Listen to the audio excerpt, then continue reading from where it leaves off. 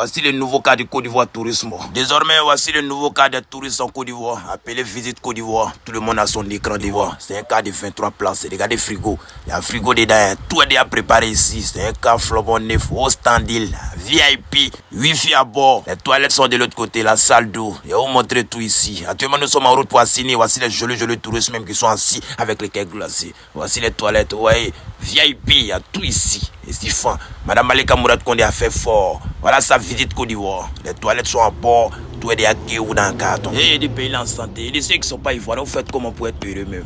Ouais, c'est fin. Et dit la Côte d'Ivoire avance pour laisser ses collègues derrière. Actuellement, nous sommes sur le 5e pont. Le pont en dos, en route pour Assini. Voilà sa Côte d'Ivoire. Inspirante d'hospitalité. Tout est flambant neuf ici. Le siège du Côte d'Ivoire Tourisme est kiou. Le cas est kiou. La Côte d'Ivoire est kiou. Voilà pont kiou. Tout est kiou dans le carton. Voici le nouveau chocolat du Côte d'Ivoire Tourisme. Chacun goûte un peu. Tu vois là. Voilà tous ceux qui sont hors de la Côte d'Ivoire. Même ceux qui sont en Côte d'Ivoire ici. Vous voulez visiter la Côte d'Ivoire. Ne vous cassez pas la tête. Contactez Côte d'Ivoire Tourisme. Tu viens aller à San Pedro, Boaké, Daloa, Abidjan. Voici le nouveau cas flambant neuf. Wi-Fi à bord, toilette, frigo, il y a tout. C'est comme avion. Ici, tu t'assois tranquillement. Ceinture, c'est qui ou quoi?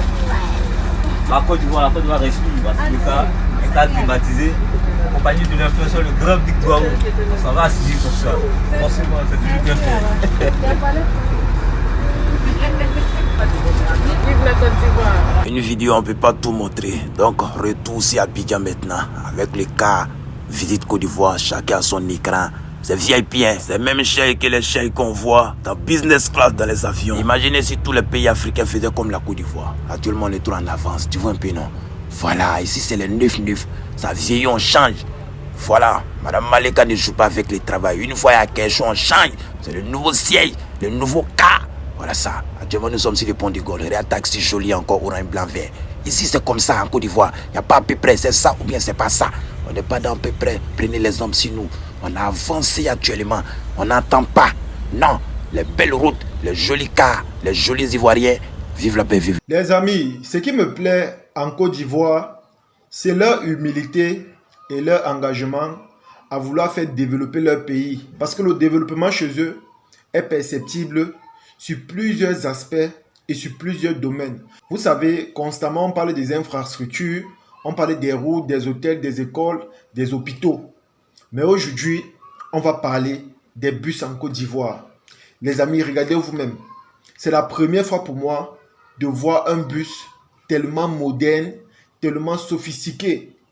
C'est la toute première fois pour moi. Et ça, c'est la preuve que là-bas chez eux, ces gens-là travaillent. C'est la preuve qu'ils ne dorment pas. C'est la preuve que leurs convictions et leurs engagements à vouloir développer leur pays restent leur priorité. Et moi, je pense que tous les autres États doivent faire pareil. Ils doivent prendre exemple sur la Côte d'Ivoire. Vous savez, ici chez nous, généralement, on met le budget en œuvre pour que des choses pareilles soient réalisables. Mais vous allez voir, certaines personnes sont dotées de mauvaise foi et n'ont pas des engagements solides pour réaliser cela. On va peut-être mettre 100 millions pour peut-être 2 bus. Quelqu'un va diviser ça peut-être en quart. Il va prendre une partie. Il va aller chercher des bus comme ça. Il va aller chercher des bus comme ça. Et c'est ce qui n'est pas bien. Parce qu'en Côte d'Ivoire, moi je me rends compte que quand on met des budgets en place pour la réalisation de certains projets, eux ils prennent ça au sérieux pour réaliser ces projets-là. Et pourtant chez nous et dans d'autres pays, dès qu'on met des budgets, certaines personnes prennent cela et se permettent de dilapider les fonds. Ils commencent à manger. Ils commencent à utiliser ça à des fins personnelles, en oubliant que ce qu'on fait, c'est pour la réalisation des projets pour que la population soit beaucoup plus épanouie ou encore à l'aise. Comme je vous ai dit les amis, c'est la première fois pour moi de voir un bus où il y a un frigo, un bus où il y a des écrans, un bus qui est tellement sophistiqué et climatisé. Ici là chez nous, parfois quand tu voyages, tu prends les bus VIP. Honnêtement, tu te poses des questions à savoir si c'est réellement le VIP. Parce que le confort n'est pas vraiment ça. C'est vrai, c'est climatisé, mais il y a encore beaucoup de lacunes. Il y a encore beaucoup de lacunes. Des frigos dans ces bus, par exemple, pour les passagers, on ne voit pas. Les toilettes même, on ne voit pas. Vous voyez qu'il y a encore beaucoup à faire. Et c'est la raison pour laquelle, moi, personnellement, je vais continuer à faire la promotion de la Côte d'Ivoire ou encore à faire la promotion des projets qui sont visibles là-bas. C'est la raison pour laquelle je vais continuer à le faire. Il y a des gens parfois qui m'insultent, qui me disent que pourquoi je parle seulement de la Côte d'Ivoire, pourquoi je ne parle pas de mon pays. Il y a même d'autres qui disent que je ne suis pas patriote. Et pourtant, l'objectif derrière nos vidéos est de pousser ces dirigeants ou encore ces personnes-là à prendre exemple sur la Côte d'Ivoire. Parce que parfois, quand tu vois ce qui se passe là-bas, tu es simplement émerveillé, tu es surpris. Il y a beaucoup d'Ivoiriens qui sont dans la diaspora, qui ne connaissent même pas qu'il y a des choses comme ça chez eux. C'est à travers nos vidéos que parfois, ils se rendent compte que dans leur pays, ça travaille. Et ce qui est sûr, ça leur donne l'envie de vouloir retourner dans leur pays, peut-être pour les vacances ou encore les congés. Donc, vous voyez parfois la promotion que nous faisons sur la Côte d'Ivoire ou encore sur certains projets comme étant des aspects assez positifs ou encore des facteurs assez positifs. Il y a beaucoup d'Ivoiriens qui m'écrivent parfois pour me dire que ça fait 10 ans, ils ne sont plus repartis en Côte d'Ivoire. Ça fait 20 ans, ils n'ont pas mis les pieds en Côte d'Ivoire. Mais quand ils voient ce qui se passe dans leur pays, ils sont simplement heureux. Ça signifie que depuis qu'ils ont quitté leur territoire, leur pays a changé. Les Ivoiriens sont restés travailler. Les Ivoiriens ne sont pas restés comme ça, comme dans d'autres pays. Parce qu'honnêtement, on ne vous mente pas. En Côte d'Ivoire, ça travaille. Je dis que ça travaille. Il y a beaucoup de pays africains qui sont encore loin derrière. Ils sont loin derrière, pourquoi? Parce qu'ils n'ont pas des convictions solides ou encore des engagements assez solides. Parce que quand on parle d'engagement, on parle de ceux-là même qui se disent que voilà, au lieu de détourner tel fonds, je préfère prendre ça pour développer mon pays. Je préfère prendre ça pour développer mon pays. Il y a ceux qui ne pensent pas comme ça. Vous allez voir, ils ont les enfants en Europe, ils ont des biens en Europe. Vous voyez même les maisons qu'ils ont dans leur pays. C'est tellement grandiose. Mais quand vous voyez l'état des routes, vous voyez l'état des infrastructures, c'est tellement lamentable. Et quand les étrangers viennent, quand ils voient tout ça, ils se moquent simplement de nous.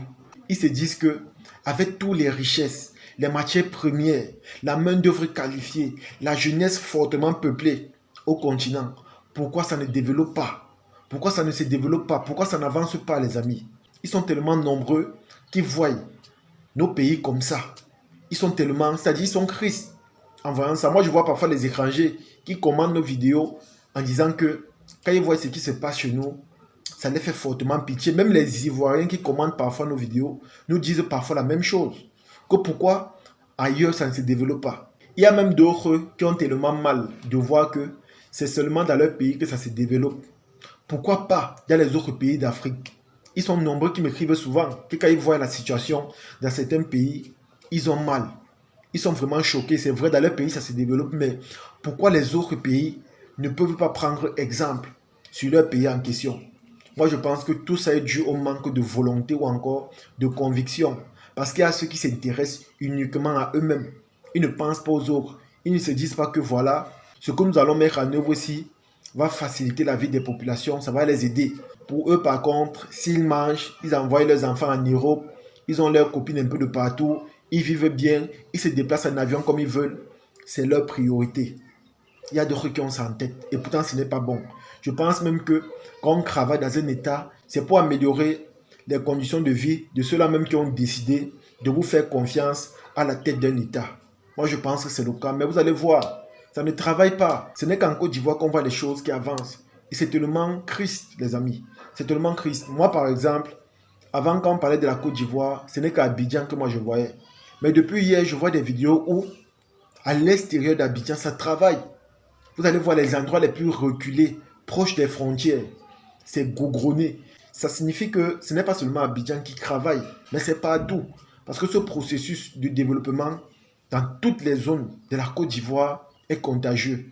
Ça signifie que partout, le processus d'émergence de ce pays évolue rapidement. Ça suit son chemin. Et moi, je pense que ce que nous devons faire, comme j'ai dit les amis, c'est simplement de tirer des exemples sur ce charmant pays. Parce que chez eux, ça travaille. Et ça donne l'envie d'y vivre ou encore de s'installer là-bas. Je comprends pourquoi la plupart des étrangers, par exemple, veulent vivre là-bas. Je comprends pourquoi la plupart des étrangers veulent seulement construire ou encore investir là-bas. Parce que ça se développe rapidement. Et vous savez, quand un pays se développe rapidement, ça attire les étrangers à vouloir venir investir leur argent. Parce que quand un étranger veut investir dans un pays, il regarde d'abord l'état des routes, l'état des infrastructures, il regarde la population, il regarde beaucoup d'aspects qui font en sorte que il vient déposer son argent dans ce pays-là. Et en voyant comment ça se passe en Côte d'Ivoire, forcément, ça va attirer les étrangers. Donc les amis, essayons plutôt de prendre exemple sur ce pays qui se développe rapidement. En tout cas les amis, c'est ici que se termine la vidéo. J'espère que vous avez aimé, j'espère que vous avez apprécié. Comme j'ai dit, le développement en Côte d'Ivoire est sur plusieurs aspects et chaque jour je me régale de découvrir beaucoup de choses qui se passent là-bas. Beaucoup de choses dans le but d'améliorer les conditions ou encore de faciliter la vie des Ivoiriens. Et quand je vois ça, le seul souhait que moi je me dis, c'est que j'espère que ce développement sera contagieux ou encore va se propager dans d'autres pays africains. Parce qu'il faut le dire, il y a encore beaucoup de pays africains qui doivent encore travailler. Il y a encore beaucoup de choses à faire. Ce n'est pas seulement au Cameroun, au Mali, au Congo, au Togo, au Burkina Faso, non. Il y a encore beaucoup de pays qui ont encore beaucoup à faire. Donc prenons juste un exemple sur ceux-là même qui essaient de se démarquer ou encore qui travaillent nuit et jour pour que leur population soit à l'aise. Et je pense que si on arrive à ce niveau, nous tous on sera heureux et même les Africains auront du mal à vouloir se déplacer encore pour aller à l'extérieur. En tout cas les amis, partagez la vidéo au maximum et on se dit à la prochaine. Ciao.